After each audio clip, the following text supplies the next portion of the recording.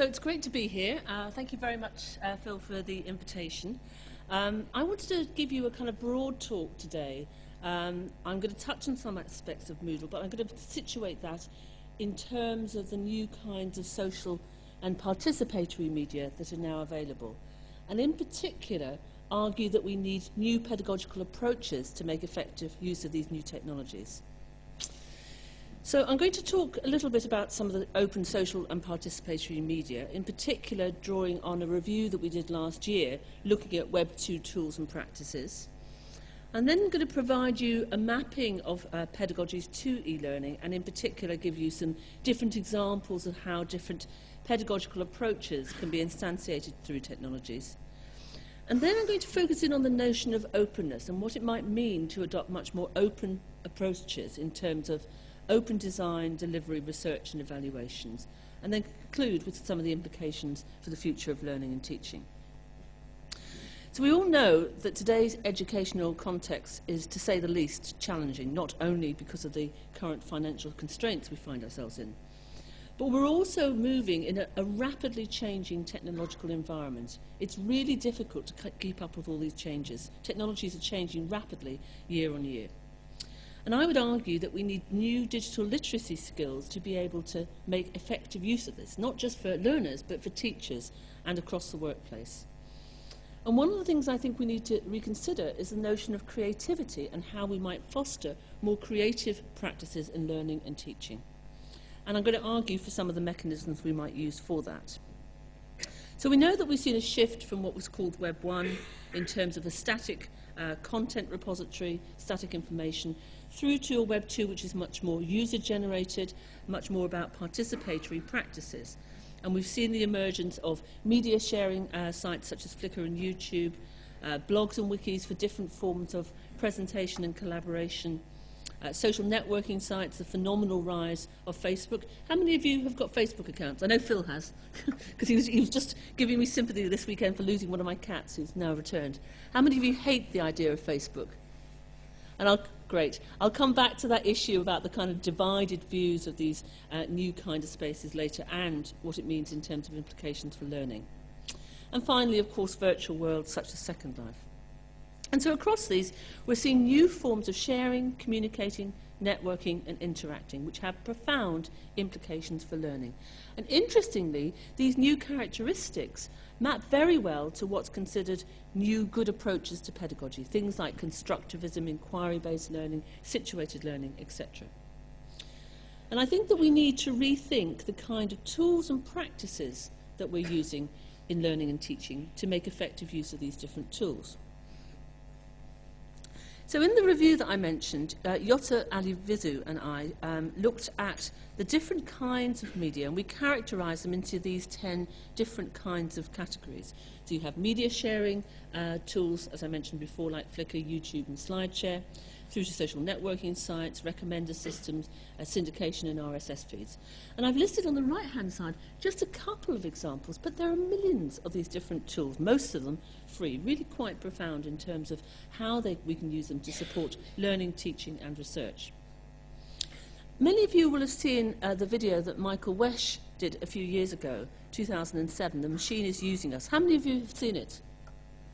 Okay, for those of you who haven't, unfortunately we can't get internet on this laptop, but if you type in The Machine is Using Us into YouTube, you'll get it. It's a really fantastic, very short video, which I think really captures the nature of these new technologies and the ways in which they're affecting learning and teaching. And some of the characteristics Jutta and I identified, which map with what other people are saying about these new technologies, are things like the ability to be able to peer critique. Certainly, in my own practice, blogging has transformed the way in which I do research now. I frequently will put up ideas, thoughts, drafts of papers, and people will come back and give really valuable critical information. I'm currently writing a book on the work that we're doing on learning design, and I've been posting up draft chapters, and people have been coming back with great comments. How many of you blog? And how many of those people would say that it's changed the way they do things? Yeah, so about half and half. I really think it's made a significant difference. And it's having profound implications for what we count as scholarly practice and research output. And it'll be interesting in the next REF, for example, to see what happens in terms of how blogs are considered in relation to more traditional publication routes. User-generated content, and there's been a vast growth in the expansion of the open educational resource movement, for example. The notion of making resources freely available as a right in an educational context. And I'll come back to that later on. The ability to be networked, to be part of a collective intelligence, or what Salomon describes as distributed cognition. I certainly found when I was learning Spanish, things like Twitter incredibly valuable as a source of being able to ask people particular things about the Spanish I was learning. And people would come back to me and give me very valuable feedback. Openness is a key characteristic of these new media, and we really need to take account of that. Many of you will know there's been a long debate and argument about the value of closed institutional VLEs such as Moodle with more open cloud-based and social tools. I would argue that we need both, but we need to work out how we use these in synergies for our learners. The reality is these free tools are there and our learners are using them, so we need to be aware of and take account of that. Collective aggregation, the ability to be able to work with others at speed and collectively aggregate a set of resources or ideas. And finally, the ability to be able to personalise and have your own digital environment linked. And again, there's been a growth in the movement of what's called the personal learning environment, for example. And there was a conference indeed in Barcelona which was looking at that last year, and the next year's one is in Southampton. So this is Jutta, who's currently sitting at home, overdue by 9 months, well, not by 9 months, I hope not anyway, who's just about to have her first baby, so we're all actively watching Facebook to see when she can update us on the good news. And we concluded in our Web 2 review that effective use of new technologies requires a radical rethink of the core learning and teaching processes, a shift from design as an internalised, implicit and individually crafted process to one that is externalised and shareable with others. And I think that's really key, and that's very important in the work that we're doing in our learning design work.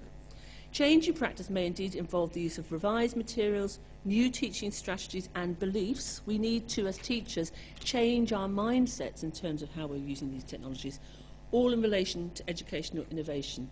And you can strip out the words learning and teaching there and put in research. It's equally important in a research context. And again, I'll come back and point to some of the work that's been done in terms of more open practices in research later. A very nice book that came out last year by Rona Sharp, Helen Beetham and Sarah de Freitas, called Rethinking Learning for a Digital Age, looked at students' experiences of using technologies. And many of you will know there's been a lot of work in the last 5 years or so, particularly funded through JISC, which has been looking at what students are actually doing with technologies and what their perceptions are. And there's been an argument going on since about 2005 about the pros and cons of students' use of technologies. And on the positive side, people like Diana Oblinger, who wrote a book in 2005 called The Net Generation, people like Prensky, argue that today's students are increasingly and are indeed digitally immersed. They come to us with an expectation of using technologies as a core to their learning. They're multimodal, they're more task-orientated, they're socially networked. In fact, Prensky went a step further and argued that these students are digitally wired different from us. However, more recent research has been much more nuanced in terms of the view of what these new so-called net generation students are. People like Chris Jones at the Open University, Gregor Kennedy and others in Australia, and lots more. And again, Rona, Helen and Sarah's book provide a really good summary of some of the key research that's been going on in this area in the last few years. And they would argue that the students are not homogenous. They're not all absolutely technical wizards. They're diverse in terms of what they come to. And also that they lack the necessary digital literacy skills to be able to use these technologies effectively. Yes, they may be able to Google, but that doesn't necessarily mean they can use them appropriately. Many of you will find that with your own children. I certainly do. I have two daughters, a 16-year-old uses her laptop totally as an academic tool. She's very proficient at word processing, Googling, getting the right information, mixing and mashing things around. But she absolutely hates social networking, and she thinks Facebook is the work of the devil. And she gets very cross when she sees me on Facebook. She says, "Mummy, you're addicted." The little one, who's 12, is dyslexic. She uses the technology much more for gaming, for example. And she's absolutely desperate to get onto social networking sites. So she's much more of a communicator, much more social in her approach. So our learners are very diverse in their skills, but also in their preferences. They have different personal preferences. As we found here, some of you like Facebook, some of you hate it. So we have choices, and we need to be aware of that when we're setting learning interventions for our students. And also, these authors suggest that some of the students lack the kind of academic criticality that are needed to make effective use of these technologies. It's not just about immersing them in these technologies. We need to give them the skills to help them to use them effectively. So let's go a step back, and let's go back to some key people in terms of reminding ourselves of what is learning. So Aristotle defined learning as thought by itself, however, moves nothing. What moves us is thought aiming at some goal and concern with action. Peter Jarvis, who's a key learning theorist many of you will know, describes it as human learning. Whole persons construct experiences of situations and transform them into knowledge, skills, attitudes, values, emotions, and the senses, and integrate the outcomes into their own biographies. So it's about transformation in knowledge, it's about personalisation, it's about taking and internalising based on prior experience. And Diana Laurillard says that knowledge is information already transformed, selected, analysed, interpreted, integrated, articulated, tested, evaluated. Mason de Freitas in 2004 did a very nice review of e-learning pedagogies, and we followed up and updated some of that in recent references. And I'm going to take you through those pedagogies of e-learning and then look at some examples of ways in which they can be instantiated through different technologies. So the first category is what Mason de Freitas characterised as associative pedagogies. So the focus here is on the individual, learning through association and reinforcement. Constructivist learning is described as building on prior knowledge and is much more task-orientated. And situative learning is learning through social interaction and learning in context. George Siemens and Stephen Downes in recent years have also added a fourth although contentious category in terms of connectivism. But I think despite the contention, it does have a relevance. And this is about learning in a networked environment. The fact that we interact, we're distributed in our environment through people and social networks and tools. And we can look at the kind of pedagogies around these. So for associative, we've got e-training, drill and practice, for example. Constructivist pedagogies include inquiry and resource-based learning, situative, experiential, problem-based role play, for example, and connectivism in terms of reflective and dialogic learning and more personalised approaches. So I'm going to look at each of these and give you some examples of how we can use different technologies to instantiate these different approaches. So I'm going to look at e-learning, drill and practice, inquiry-based, experiential, reflective and dialogic learning. And I want to state very, very strongly that I don't think it's the case that any one of these pedagogies is privileged over the other. All of them are relevant at different times. So, for example, when you're learning a language, you have to just get down and sit there and learn your verb tables or vocabulary, for example. So drill and practice can be very, very valuable in that setting. In contrast, when you're in vocational settings, when you want to instantiate authentic environments, for example, things like role play can be incredibly valuable. So looking at the first example, Carmel McNaught, who's in Hong Kong now but is actually Australian, gave a very nice keynote at EdMedia last year, and I'm sure her slides and the video recording will be there, where she went back over 10 years to some of the fantastic initial work in the area of chemistry in terms of creating interactive tutorials and resources for students to work through. And indeed, chemistry, which is my original background, was one of the areas at the forefront of using multimedia to support learning, but also early use of the web, for example. The bottom part is a screenshot of our OpenMark tool, which is linked into Moodle at the Open University, where you can have really quite sophisticated multiple choice type questions, where you can have representations of chemical equations, you can have pop-out boxes where the student can draw the molecules, and you can have quite tailored and specific answers given to the students. So we really have come a long way from the ABC multiple choice questions of the early days. There's no doubt mobile is now really starting to take off in the learning context. I have to say, I was always very dubious about mobile learning when you had that kind of tiny text screen. But I think with things like the iPad and the iPhone, we really are seeing a transformation in terms of the potential for Moodle, for learning. I don't know if you can see it very well, but the picture here of the iPhone is our study calendar for a course, and we can now represent and render that in an iPhone. How many of you have studied OU courses? Quite a few. Hard work, aren't they? But one of the things you will know is central to OU courses is the study calendar. That's the kind of thing that guides you through and tells you what you need to do when you have to have your assignments marked. So being able to render those in mobile devices and take them with you anywhere when you want to, or be able to have resources and interactive tutorials on iPads or iPhones is transformative. Inquiry-based learning is a very important area, particularly in the area of scientific inquiry. The Personal Inquiry Project, which is just finished, led by Mike Sharples at Nottingham and Eileen Scanlon at the Open University, looked at inquiry-based learning across formal and informal settings to help students, school children in this case, develop scientific inquiry approaches. And they developed a very nice inquiry model, which they then instantiated into an online toolkit called Enquire, and this is available online from the project website. Resource-based learning, as I mentioned, has grown enormously in the last 10 years from what were originally referred to as learning objects through to the open educational resource movement. There are worldwide now really high-quality open educational resource repositories available.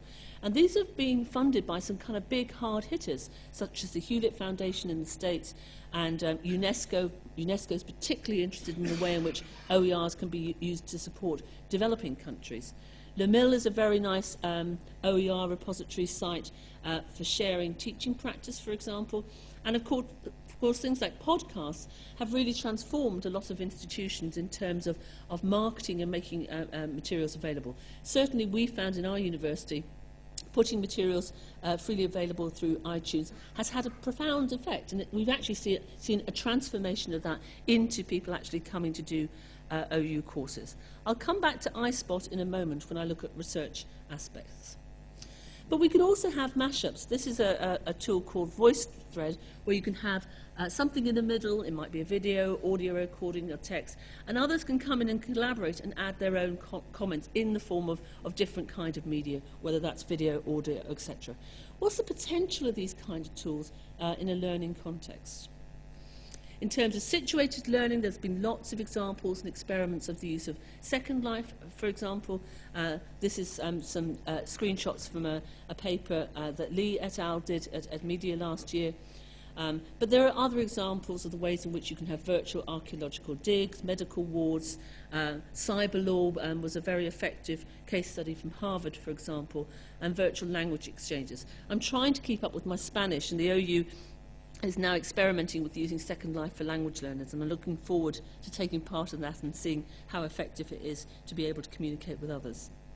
This is just a screenshot of a medical ward, a role-play situation where you've got different avatars playing different roles in the virtual world. Sandra Wills and colleagues in Australia have done a very nice book, which is an edited collection looking at role-based learning, and they've collected hundreds of examples of role-based learning in different settings. So if you're interested in role-based learning, I really recommend that. And this is another example from the Ascolite conference, where you've got somebody in the middle and you've got people playing different roles and being guided through a particular role-based scenario. Lots of examples of the ways in which different tools can support reflective and dialogic learning, from the use of blogs and e-portfolios for personal reflection. Some of the earlier work on the JISC learning experience, in particular the LEX project led by Linda Grainne and colleagues in Glasgow, did some very nice videos of students where they showed how they were using blogs and e-portfolios to support their practice. And there's some very nice ones, for example, of teachers, learner teachers, who were talking and reflecting about how they're applying the theory that they'd learnt in their course to their practice when they're out in the schools. Wikis and social bookmarking for different forms of collaboration and aggregation, and for project-based work and development of shared understanding. And Twitter for things like just-in-time learning. I think Twitter has an enormous potential for learning, and certainly many of us who are using it are finding it very valuable as being part of an extended professional community of practice. And again, I'll just point you to some of the recent books in the last few years which highlight some of these examples. JISC have done a number of very nice case studies and reports, in particular one on e-portfolios, and there are other ones again which look more broadly at social software and how they could be used to support learning. And personalised learning, a very interesting example is the open courses that George Siemens and Stephen Downes have developed in recent years. Have any of you participated in these courses? And what was your experience? Overwhelming. I was going to say, I'm going to come back to that. So these are courses on connectivism, which was George's original idea back in 2005. And they're open to everybody.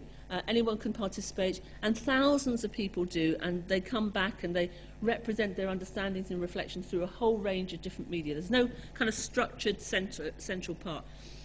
It's very powerful in many ways, but I agree with you. I think for a lot of people it's also quite overwhelming, because students do still need, I would argue, well, a lot of students still need guided, structured learning pathways to make sense of what they're doing. So I don't think it's about, personally, I don't think it's about letting everything go loose. I think there is a role for formal courses, there is a role for structure, but we need to be aware of what that means. And of course, social networking, there are nice examples now of the way in which social networking is being used by learners and by teachers to share and discuss and describe. And I've certainly found Facebook personally very useful in recent years as a mix of kind of social but also professional practice as well. This is a nice one down here. It's in, anybody speak Finnish? It's called Ulcc, and it's been developed as a Ning site to support social networking and sharing of practice amongst teachers in Finland. And they've got nearly 4,000 people actively participating in the site, which I think is very impressive. So couldn't get away being at a Moodle Moot without putting a picture of Martin up. And Martin gave a very nice talk at the e-learning expo in Athens, where he talked about the importance of maintaining a pedagogical focus. And he argued that we're all potential teachers and learners. We learn through the act of creating, and I would argue through the act of creativity. We learn by observing the activities of our peers. By understanding the context, we can transform. And a learning environment needs to be flexible. So he's got kind of some key grounded principles underlying the development of where we're going with Moodle. And I think that's one of the reasons why Moodle has been so successful, that it does come from an underpinning, a pedagogical underpinning. So what about the relationship between tools and users? I like to go back to the notion of Gibson's work from an ecological perspective, where he talks about the notion of affordances. And he says, all action possibilities latent in the environment, but always in relation to the actor and therefore dependent on their capabilities. So I would argue a tall tree gives the affordance of food for a giraffe, but not for a sheep. So what does this mean in terms of tools and users? Well, the tools themselves will have a set of affordances. So it's long been said that discussion forums have an affordance of supporting reflective practice. Different technologies enable different forms of dialogue, aggregation, interactivity. So you can come up with a set of affordances of what the technologies might provide. We talked earlier on about wikis supporting collaboration. We talked about e-portfolios being a means of aggregating and reflecting on practice. But these are in relation to users. So users have different characteristics, preferences, interests, skills and context. And I gave the example of my two daughters in terms of their extreme views on social networking. So it may be that a particular tool affords dialogue, but if the person using it has a strong preference against that, that's not going to work. So we really have an interrelationship between technologies and users and evolving practices. Think back to your first use of email, for example. and think now about how you use email, I would argue probably your practice has changed significantly as you've co-evolved with the tools. And as we've started to aggregate and incorporate these different technologies into our daily practice, we change. So I must admit I'm terrible at email, but people know now that they can probably get me pretty quickly on Twitter or social networking sites like Facebook. So we all have our kind of personal mix and preferences of how we like to communicate with others and how we like to aggregate and use information. And Roy P. and others argue that there have been a number of phases of co-evolution of tools. Back to the very basic gestures and communications, I'm hungry or I want to hit you, through to the emergence of symbolic representations such as words and numbers, through to the first wave of technologies, phone, radio, fax, TV, and of course now the second wave of technologies and networks and globally distributed environments. And some would argue we're entering a new phase of Web 2 and beyond. So what do we need to be able to make sense of this? Henry Jenkins and colleagues talk about the kind of digital literacies that we need to be able to take part in what they call the participatory culture, and I list them here. And it's very interesting to see it's way beyond the notion of simple information literacies or use of digital technologies. Things like being able to make effective judgments for things that you find, being able to multitask, navigate around different environments, negotiate, distributed cognition. And interestingly enough, at the bottom, the notion of play. And many of us who've looked at learner experiences have seen a very strong characteristics, particularly with school children, of the ability of them just to jump in and immerse themselves in the technologies and use them, learning through playing, learning through interaction with others. And I think this is a key characteristic and shift from the early phases of using these kind of technologies. I would add to that list a 12th one about creativity. I think we need to develop new forms of creative practice to be able to really use these technologies effectively. And it's interesting, many of these new social and participatory media, you don't get by just going to a workshop. You don't get by being told a definition of what Twitter is. Something like Twitter is technically very simple. You write 140 characters. But actually to use it effectively is quite complex and personal. You need to be part of a network of people that have meaning to you. You need to have your own aha moment in terms of the value of using the tool. And not all of us will take to these tools in different ways. Not all of us are comfortable with being totally open. So despite all this huge potential and lots of good examples of the way technologies are used, there is actually a problem in that technologies are not being fully exploited in our institutions. There's very little evidence of use and certainly reuse of open educational resources. So we have hundreds and hundreds of fantastic repositories of free resources, and yet still people are recreating introductory basic statistic courses. And we tend to have, in terms of the use of these technologies, a predominance of old practices, simple page turning, rather than more creative use of a wealth of different pedagogical approaches that I described earlier. And there are lots of very good reasons for this. It's been well documented research, technical, pedagogical, organisation. And when you ask teachers why they're not using technologies more, they talk about lack of time, lack of resources, lack of support, not having the necessary skills. And of course, in research institutions, this tension between research and doing teaching. And a number of solutions have been mooted over the last 10 years or so to try and address this. Effective use of pedagogical models and frameworks, the work that we and others have been doing in terms of trying to provide new approaches to design, to scaffold the teachers in terms of thinking creatively, thinking differently about what they do. And I'll come back to that. Pedagogical practices, where good practice is abstracted in a kind of semi-formalised way, and effective use of open educational resources. So the second part that I'd like to talk about is this notion of openness, and I'll come back to some of those points about open design and open research in this. So the central question here is what is or will be the impact of an increasingly open, technologically mediated learning environment mean in learning and teaching? And there is no doubt that that environment is coming, arguably it is already there.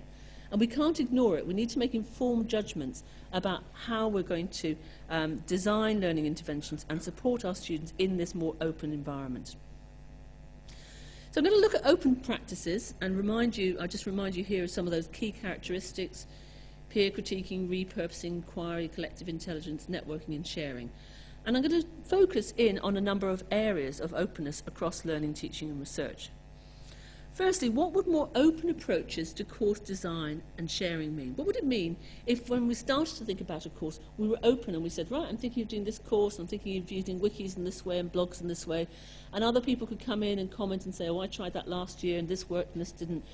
Past students might come in and say, I'm not sure wikis are going to work because blah, blah, blah. Future students might come in and watch and see how the course is evolving over time. What would that really open approach to design actually mean? What would it mean to use these free tools and resources, in anger, really, really effectively use it? What would it mean not to recreate and reinvent the wheel, but to go and find very good open educational resources and repurpose them? What would it mean to use these free social tools more effectively? And I'm not saying all of these are positives, by the way. There are pros and cons of all of these approaches.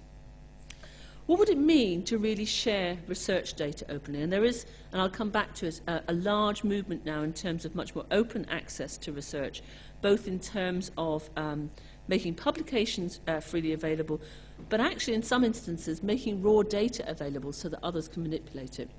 And I presume here you have a research repository. And are teachers expected, are researchers expected to put their research into that? Yes. Depends on the colleges. Okay, so it's different in different colleges. But the colleges are totally autonomous. Yeah, so certainly at the Open University, we are required to put our research publications into our online repository. And in fact, that's being used to guide the quality checking in terms of the run-up to the REF, for example. And finally, what would it mean to adopt more open, critically reflective practices and what Martin Weller talks about in terms of digital scholarship? So looking at that, looking at these open practices, what are the implications of adopting more open approaches? And I'll give you some examples from some of our research and research that others have been doing in this area. So open resources, firstly. We've seen the emergence of the OER movement since MIT initially put their material freely available in their open courseware. But prior to that, there was a Merlot repository, which has been going since the early 90s. We have sites like Connections in the US, which not only provide resources, but tools for teachers to edit and repurpose. In our own institution, we have OpenLearn, which is funded by the Hewlett Foundation, and more recently, we now have a network called Ulcc, which is a network to support researchers and users of technologies. And we have a European project which is looking at applying OERs in different contexts, in particular in Greece and Cyprus. But across this, as I said earlier on, there is a paradox in that despite the rhetoric that if you make OERs available, teachers and students will use and repurpose them, the reality is that that's not happening as much as was hoped. And in a recent project called Opal, which is EU funded, we've been trying to unpack why that is. So we've been arguing we shouldn't focus not on the resources and institutional repositories, but we should look at the practices around the use of those OERs. How are they being designed? How are they being managed? What kind of strategic issues are related to them? What kind of staff development and support are being provided for teachers and learners to use these effectively? And we've developed a set of dimensions of open educational practices, and we're now producing a set of guidelines to help teachers, learners, managers, policymakers make more effective use of OER. And I can give you a link to the website if you're interested in that, or just type in Opal initiative and you'll get the main site. So I mentioned the course that George Siemens and Stephen Downes have been running for a number of years. Here's a screenshot of the one from last year. So these are completely open courses. In some cases, they have a small number of registered, accredited students, but thousands of people are taking part in these courses. And it's very interesting. Many of you who know George Siemens will know he's quite a cheeky person.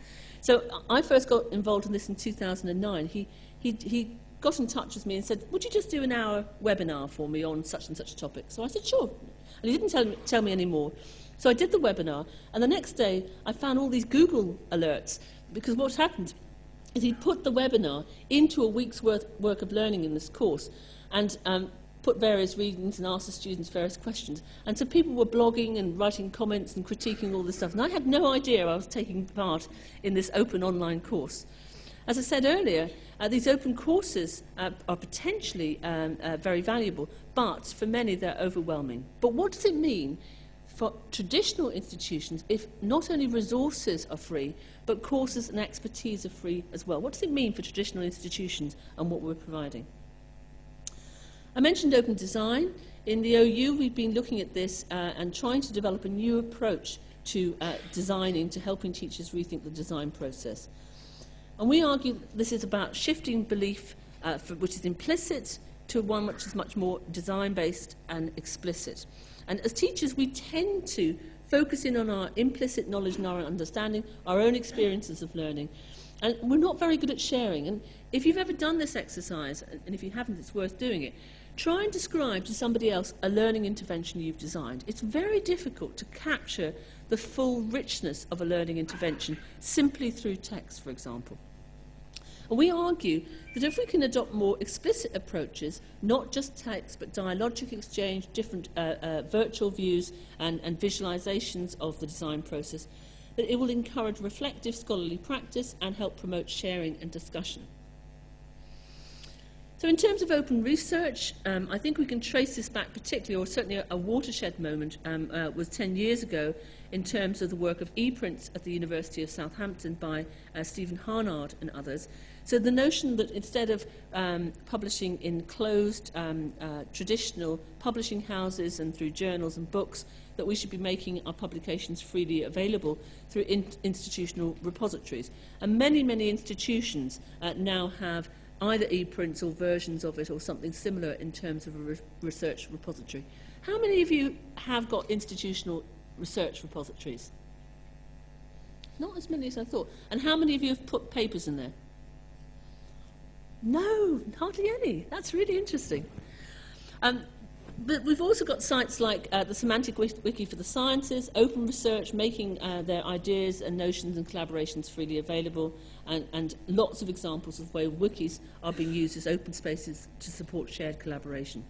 And then we've got social networking sites such as academia.edu, which enables you to follow other researchers and their interests. Now, I'm a member of academia, but again, I guess I haven't had my aha moment. It's a bit like LinkedIn. I'm in it, but I can't quite see the point. Anybody else in academia? Anybody see any value of it? No? What for? Tell me, please. Following your friends. You can do that on Facebook.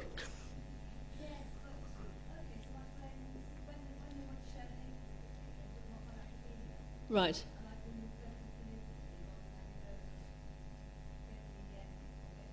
Yeah. Okay. All right. That's interesting. So again, it may be personal preferences and differences. It might be the network of people you're connected with. It's kind of these issues and questions. But I am certain that there will be an increase of these kind of social networking means as a new way of communicating, connecting, disseminating research. Certainly, in my own instance, I use things like Twitter and Facebook a lot to share ideas, to share papers, and to keep up with things that people have done. So retweeting a valuable resource that somebody has posted, for example. I mentioned ISpot, again on the research angle, but a slightly different stance. ISpot is a site where you can upload sightings of flora and fauna. And it's being linked in particular with the BBC Springwatch. How many people have heard of the BBC Springwatch? So for those of you who haven't, the BBC every year runs this thing where it tries to find the traces of the first evidence of spring, you know, daffodils, etc., around the country. And people used to, I don't know how they used to do it, email, phone in, whatever. But now what they do is they do it through ISpot. On a national level. And there was a lovely example of a girl who discovered a moth in her back garden. They took a picture, her dad uploaded it onto ISpot, and the scientists went wild because this was a moth that had never been seen in the UK before. So ISpot is having a number of functions. It's collective aggregation and intelligence, in one sense. It's also increasing citizenship in terms of general interests in science, and often that is translating into people going on to do courses. But there's a real scientific value in that the data that's gathered there is then being used by real scientists to get a really kind of distributed map of what's happening on a national level. So you've got the two sides of the public and the scientists working together for different purposes. So what would it mean to adopt more open scholarship approaches in terms of what we do, how we think about learning and teaching, how we do research? And Martin Weller draws on Boyer's work from the 16th century, where he talked about the 4 stages of research: discovery, integration, application, and then use in a teaching context. And Martin brings that up to date and says, in a digital scholarship environment, that means being open, digital, and networked. And there's a nice blog, a series of blogs on this on Martin's blog. If you haven't followed his work before, he's really excellent. He writes some lovely stuff on openness and digital scholarship, etc. And he's just submitted a book where he'll be looking at this notion of digital scholarship in the future. And a lot of our institutions are now thinking very carefully about what scholarship means and how it sits alongside teaching and research. I mentioned different social networking sites and some of the ways in which we can use these to support sharing and discussion of ideas. In our own institution, we've been looking at this in terms of the development of a social networking site called Cloudworks. When we went to teachers and said, why aren't you using technologies more, and what would make you use them more, they said 2 things very strongly. Give me examples, preferably for my subject area that I can use, and give me people I can talk to and connect with and share ideas.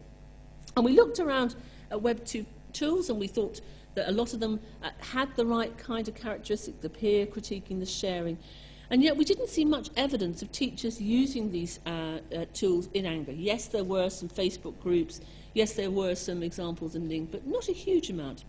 And so what we did is we created a site from scratch, built on the principles of what teachers wanted, and we've co-evolved it over time and added in different kind of web technologies to support their practice. So it's a space for sharing and discussing of learning and teaching ideas, applying the best of Web 2 practices, a space for collaborating and communicating. And we've seen very effective growth of it over the last couple of years. So a quick language guide. The site is made up of objects, or social objects in a sense, which are clouds, and these can be anything to do with learning and teaching. Here's a great idea of something I did in a wiki. Here's the use of a really nice resource. This is how I've used this tool, etc., etc. And clouds can be grouped into collections called cloudscapes for different purposes. You can have activity streams in the same way that you can in sites like Facebook. You can favorite things and recommend things to others. You can follow in the way that you can follow in academia.edu and Twitter, for example. You can have information coming to you through RSS feeds, and you can attend different kinds of events and conferences. And we found over the last couple of years that the site has been used in a variety of different ways to support learning and teaching and sharing and collaboration. It's been used very effectively to support conferences, to complement face-to-face with virtual environments. So, for example, the International Blended Learning Conference used it last year. Our own university has an annual learning and teaching conference. I'm sure many of your institutions do as well. Normally that's a 2-day event held at the OU with around about 200 people attending it.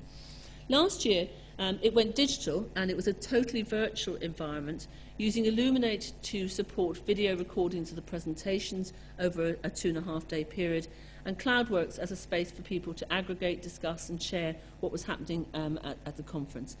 And it had nearly 4,000 unique visitors from around the world, so that's an amazing scale up from the face-to-face event. Now, I'm not saying, and as the Vice-Chancellor rightly said, it's not about replacing face-to-face activities with the virtual, it's about complementing them. So there is still a role, there is a reason we're here today, and probably the networking, the coffee breaks will be more valuable than the other sessions, or at least as equally valuable. So there's a role for the face-to-face, and we need to think about what the virtual environment enables us to do in terms of complementing the skills. So if you're interested in Cloudworks, you can take a digital walk. If you go to the Using Cloudworks Cloudscape, that's a good starting point.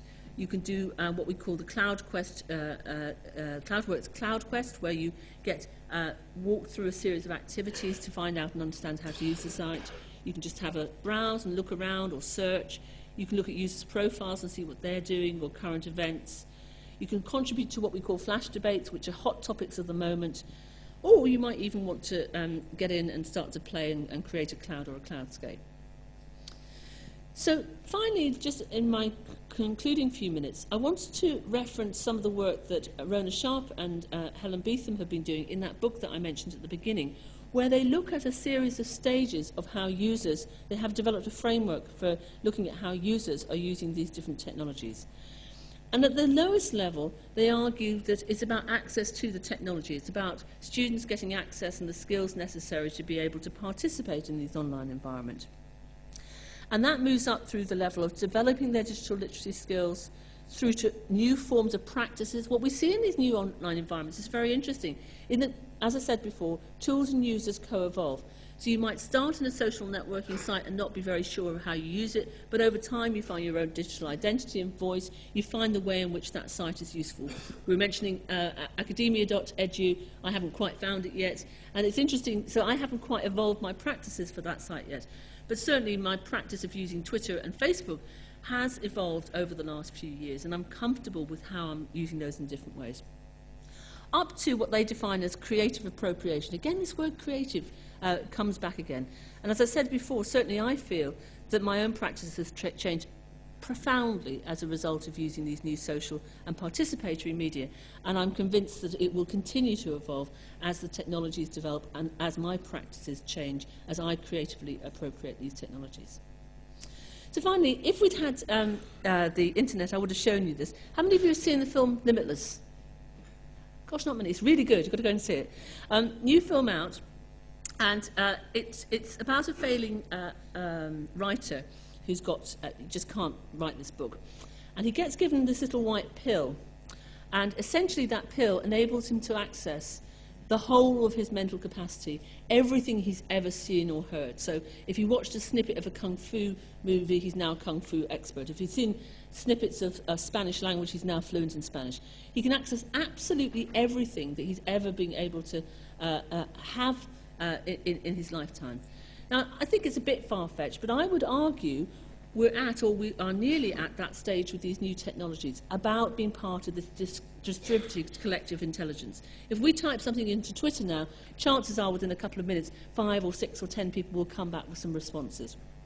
So we're really looking towards the notion of unbounded intelligence and being able to unlock the potential. Going back to the notion that Salomon talked about in the early 80s, about the notion of distributed cognition, we're not just us, we're us in our network of other peers and users, us in terms of the network of teachers and learners, and us in terms of the network with the tools. So I would argue this has very fundamental, profound implications for learning and teaching. We really, really need to rethink our practices. So finally, boundaries are blurring. We've been talking about that for a long time in terms of the blurring of learners and teachers and researchers. We need these new digital literacy skills, not just as learners, but as teachers. We need to rethink, I would argue, fundamentally the design and support of how we provide learning for learners. What does it mean to be a learner in today's context, in this rich technological environment? And are we taking enough account of it in formal educational contexts? We need to go back to basic fundamental learning and what we know is good, but reapply it in the context of these new technologies. And I think these things are challenging traditional educational offerings. It doesn't mean, in my view, that it will replace it. Going back to the example of the open courses, I think there's a need for us to provide new, innovative, pedagogically effective learning pathways to support our learners through this kind of myriad of complex technologies. And finally, we need to think about the balance of institutional versus free systems. And again, I don't think it's either one or the other. I think both are necessary. But it's not just about our students being in a safe virtual learning environment anymore. We need to be aware of what else they are accessing and using. Thanks for listening.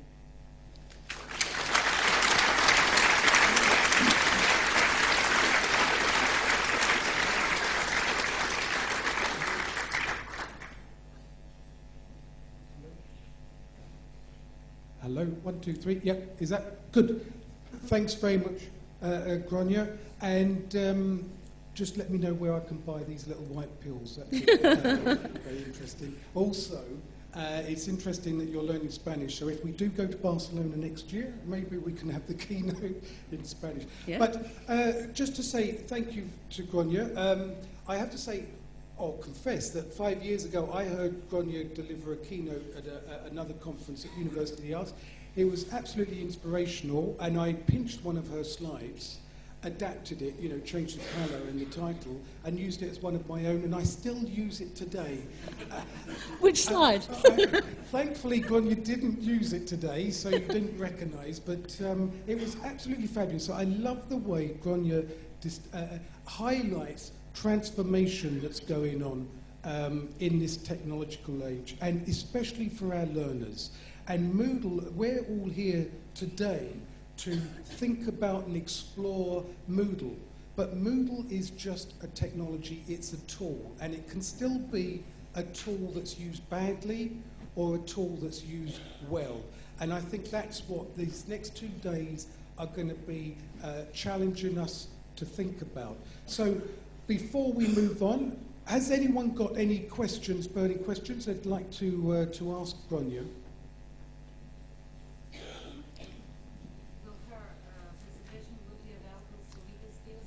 Yeah, of course. Use and reuse, yay. As absolutely. And also the link that Grainne was unable to show, we'll include that in the report. As the Vice-Chancellor pointed out, we have Echo 360 with us today. All the presentations, as indeed the workshops, will be recorded for you. So do not worry about running between workshops and so forth. They're all recorded. Okay. I'm just curious, is there a reason why Cloudworks is as close to Great question. And initially, we were going to use some of the existing... Yeah, so the question was, why did we develop Cloudworks rather than use one of the existing social networking sites? And that's a question we're asked a lot. We did initially plan to use some of the existing social networking sites, but we found that because they were developed mainly for non-learning and non-educational environment, they didn't quite match the requirements of teachers. And although we saw some evidence of teachers using these sites, they weren't being used extensively. So we decided that it was important to work out the principles of what we wanted the site to do, the central vision of a space to share and discuss learning and teaching ideas. That kind of underpinned what we did. And we adopted a design-based approach to the development of the site. So we went with that initial vision. We developed something quite simple to begin with. We tested it out in focus group. We said to teachers, what would make you share things? What would motivate you to use a site like this? What are the barriers to using things? And then we just evolved things as we watched and evaluated in detail what users were doing. So for example, Matt's Lingard, I can't remember where Matt's based, tweeted one day, is Twitter killing blogging? And he put a little tweet poll up. And it was a Friday afternoon, lots of us were bored. So we took Twitter, and I was writing a paper that wouldn't get written. We took it and we put it into a cloud, in Cloudworks. Now, if Matt had just done that tweet, maybe he'd have got some responses and that would have been the end of it. But we saw an explosion of activity because lots of people at the time were interested about this. We saw people adding links and references. We saw people discussing in detail what the implications were. And then we saw people go out of Cloudworks into their own blog spaces to reflect on it. So you saw a real nice complementarity of Twitter, Cloudworks, and personal blogs. And we thought, hang on, this is interesting. Let's call this a flash debate, and let's try something else. And let's see, how is the nature of universities changing, or whatever it might be. And we saw the emergence of this kind of social activity called flash debates emerge in the site. So the site's been both technical development, but also social interventions as we've seen the evolution of the user's practice.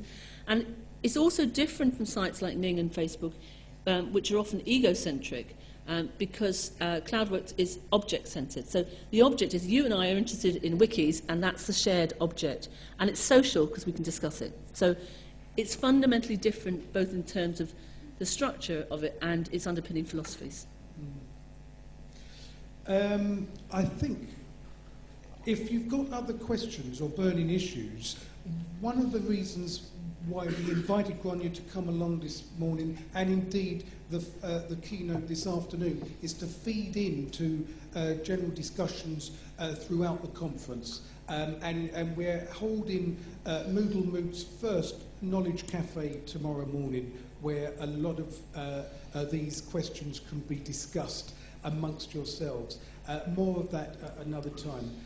I think we're kind of coming up to the break time, and I've got a few announcements to do before that, so I'd like to just invite you to give Grainne a big hand for coming in.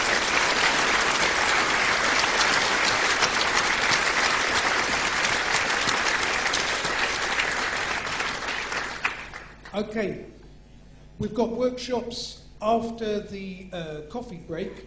This is where you go if you're not sure, but we're posting some of these around on the walls so you can check, or just come and ask one of the conference organisers.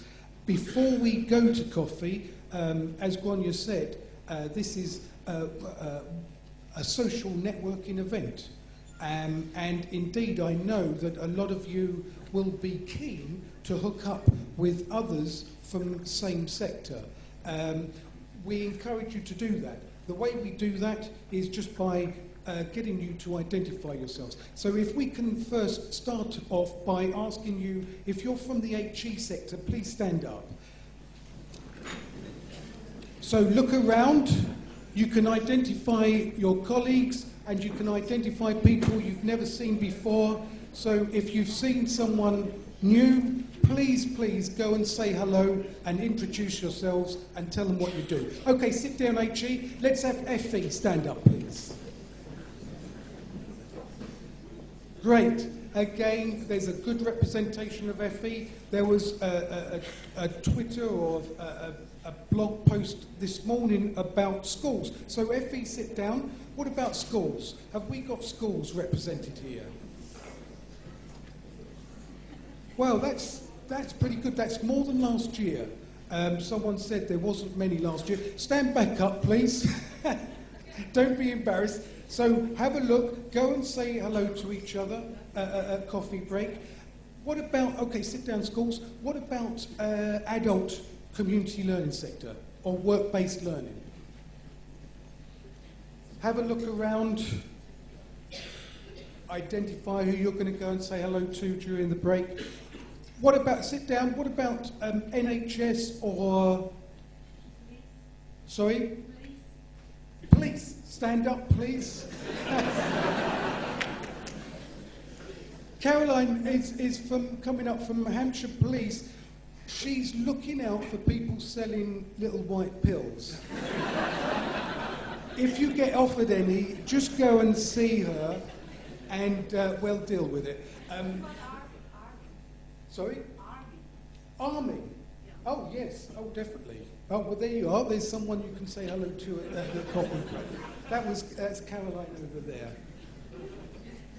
Have I missed anyone? Charity. Stand up. Anyone from charity?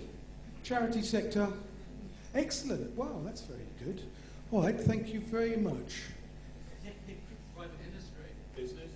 Business, commercial sector. Anyone from commercial business sector?